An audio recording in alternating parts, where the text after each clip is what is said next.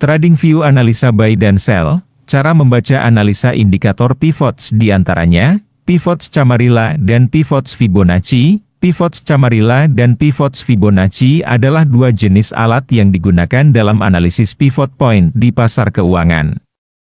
Berikut perbedaannya, pivot Camarilla. 1. Perhitungan, pivot Camarilla memiliki perhitungan yang berbeda dari pivot point standar. Ini melibatkan formula kompleks yang menggunakan level-level tertentu berdasarkan harga sebelumnya untuk menentukan pivot point dan level-level support serta resistance. 2. Level-level, pivot Camarilla memiliki 8 level yang biasanya diberi label dengan angka. Ini termasuk 4 level support dan 4 level resistance. Pivot Fibonacci, 1. Dasar perhitungan, pivot Fibonacci memanfaatkan level-level Fibonacci retracement sebagai titik pivot. Ini melibatkan perhitungan berdasarkan level-level retracement Fibonacci, seperti 23, 6, 38, 2, 50%, 61, 8, dan 100%. 2. Level-level, pivot Fibonacci juga memiliki beberapa level, tetapi berbeda dari pivot Camarilla karena didasarkan pada level-level retracement Fibonacci. Kedua jenis pivot point ini digunakan untuk membantu trader dalam mengidentifikasi level-level penting potensial untuk support dan resistance di pasar. Pemilihan di antara keduanya seringkali bergantung pada preferensi dan gaya trading masing-masing, kedua jenis pivot point, baik Camarilla maupun Fibonacci. Dapat digunakan dalam strategi trading untuk menentukan kapan buy, beli, dan sell, jual, pada chart kripto. Namun, penting untuk diingat bahwa pivot point hanyalah salah satu dari banyak indikator yang bisa digunakan dalam pengambilan keputusan trading. Berikut cara umum menggunakan pivot point dalam analisis. 1. Pivot Camarilla, support dan resistance, identifikasi level-level support, dukungan, dan resistance, perlawanan, berdasarkan pivot Camarilla. Level-level ini dapat memberikan area potensial untuk entry dan exit dalam trading, perpotongan dengan moving average atau indikator lain. Perhatikan apakah level-level pivot Camarilla bersinggungan atau saling berpotongan dengan garis-garis moving average atau indikator lain yang digunakan.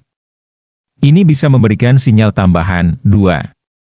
Pivot Fibonacci, retracement levels. Gunakan level-level retracement Fibonacci yang didapat dari pivot untuk mengidentifikasi area support dan resistance potensial, konfirmasi dengan indikator tambahan. Amati apakah level-level Fibonacci tersebut sesuai dengan level-level yang diberikan oleh indikator teknikal lain seperti RSI, MACD, atau pola candlestick. Strategi entry dan exit berdasarkan pivot point seringkali melibatkan konfirmasi dengan indikator atau alat analisis tambahan.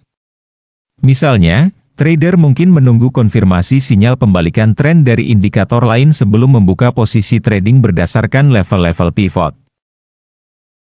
Penggunaan pivot points untuk sinyal buy, beli, dan sell, jual, bisa bervariasi tergantung pada time frame yang digunakan. Berikut adalah beberapa hal yang bisa dipertimbangkan. Time frame pendek, 5 menit, 15 menit, volatilitas tinggi. Pada time frame yang lebih pendek, volatilitas bisa lebih tinggi. Support dan resistance dari pivot points bisa memberikan sinyal entry atau exit yang cepat. Konfirmasi sinyal, tunggu konfirmasi dari indikator teknikal lain atau pola candlestick sebelum mengambil keputusan.